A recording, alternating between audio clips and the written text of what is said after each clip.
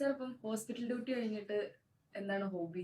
ഞാൻ ആക്ച്വലി എൻ്റെ biggest hobby എൻ്റെ ടെന്നീസാണ്. ദിവസം ഓൾമോസ്റ്റ് എവറി ഡേ ചെയ്യുന്നൊരു സംഗതി അതാണ്.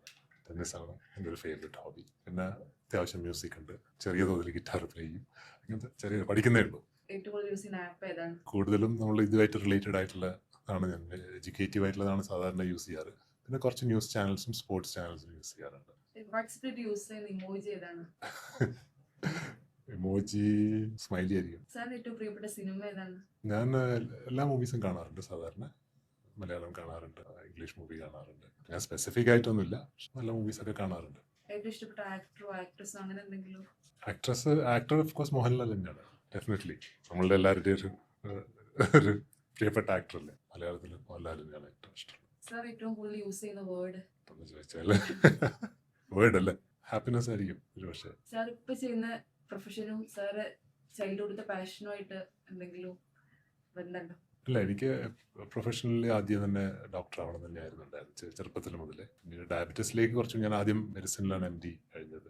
MD കഴിഞ്ഞ് ജനറൽ മെഡിസിൻ പ്രാക്ടീസ് ചെയ്തുകൊണ്ടിരിക്കുമ്പോഴാണ് പിന്നീട് ഡയബറ്റീസ് ചെയ്യണമെന്നുള്ള അതിലേക്ക് കുറച്ചുകൂടി ഫോക്കസ്ഡ് ആയത്. എപ്പോഴും ഡോക്ടർ ആവാൻ തന്നെയായിരുന്നു ചെറുപ്പത്തിലെ ആഗ്രഹം. കരിയറിൽ സാർ ഏറ്റവും പ്രൗഡ് ആയിട്ടുള്ള ഒരു മൊമെന്റ് ഏതാണ്? കരിയറിൽ പലപ്പോഴും നമ്മൾ പല സംഗതികളും, എനിക്കിപ്പോൾ ഇതിൽ ഫെലോഷിപ്പ് കിട്ടിയപ്പോൾ ഡയബറ്റോളജിയിൽ കിട്ടിയത് ഒരു പ്രൗഡ് മൂവ്മെൻ്റ് ആണ്. എൻ്റെ MD എനിക്കൊരു പ്രൗഡ് മൂവ്മെൻ്റ് ആണ്. പിന്നെ ഇതിലൊക്കെ ഏറ്റവും പ്രൗഡ് മൂവ്മെൻറ്റ് നമുക്ക് എന്നെ സംബന്ധിച്ചോളം പേഷ്യൻസിലാണ്. നമ്മൾ പേഷ്യൻസിന് ചെയ്യുന്ന സംഗതികളിൽ കാണുന്ന റിസൾട്ടാണ് നമ്മൾ ഏറ്റവും കൂടുതൽ പ്രൗഡ് ആക്കുന്നത്. എനിക്കെപ്പോഴും അതിൽ ഒരുപാട് ഹാപ്പിനെസ് കിട്ടാറുണ്ട്. പല പേഷ്യൻസും മടങ്ങി വന്നിട്ട് നമ്മളോട് അവരുടെ ആ ഒരു ഹാപ്പിനെസ് ഷെയർ ചെയ്യുമ്പോൾ, നമ്മളെ കണ്ടതിന് ശേഷം അവർക്ക് വന്നിട്ടുള്ള ട്രാൻസ്ഫോർമേഷനെ പറ്റിയിട്ട് പറയുമ്പോൾ, അതൊരു ഡെഫിനറ്റ്ലി ഒരു പ്രൗഡ് മൊമെന്റ് തന്നെയാണ്. സാറിന്റെ ലൈഫിൽ റിവൈൻഡ് ചെയ്യാൻ ആഗ്രഹിക്കുന്ന ഒരു കാലഘട്ടം ഏതാണ്? ഡെഫിനറ്റ്ലി നമ്മുടെ കോളേജ് ഡേയ്സ് തന്നെയാണ്. അത് എന്തുകൊണ്ടാണ്? നമ്മൾ വളരെയധികം ഫ്രീ അല്ലേ ആ സമയത്ത്. ശരിക്കും റെസ്പോൺസിബിലിറ്റീസ് ഇല്ല, എവിടെയും ഒന്നും കമ്മിറ്റഡ് അല്ല. നമുക്ക് നമ്മളുടേതായിട്ടുള്ള ഫ്രീഡം ഉണ്ട്, ഫ്രണ്ട്സ് ഉണ്ട്, കുറേയും കൂടി അവരോട് ഇൻറ്ററാക്ട് ചെയ്യാൻ പറ്റും. ഇപ്പോൾ കുറേയും കൂടി നമ്മൾ പലതുമായിട്ട് കമ്മിറ്റഡ് ആണ്, വർക്കായിട്ട് കമ്മിറ്റഡ് ആണ്, ഫാമിലി, നമ്മളുടെ മൂഡ് എല്ലാം റിസ്ട്രിക്റ്റഡ് ആണല്ലോ കുറേയൊക്കെ കമ്പയർ ടു ആ ദിവസങ്ങളിൽ. എന്തുകൊണ്ടാണ് ഡോക്ടേഴ്സിന്റെ ഹാൻഡ് റൈറ്റിംഗിനെ കുറിച്ചിട്ട് ഇത്രയും കൂടുതൽ ആൾക്കാർ സംസാരിക്കുന്നത്? ഇപ്പൊ ഹാൻഡ് റൈറ്റിംഗ് ഇല്ലല്ലോ, എല്ലാം കമ്പ്യൂട്ടറൈസ്ഡ് അല്ലേ, പ്രിസ്ക്രിപ്ഷൻസ് ഒക്കെ ഡിജിറ്റൽ ആണല്ലോ.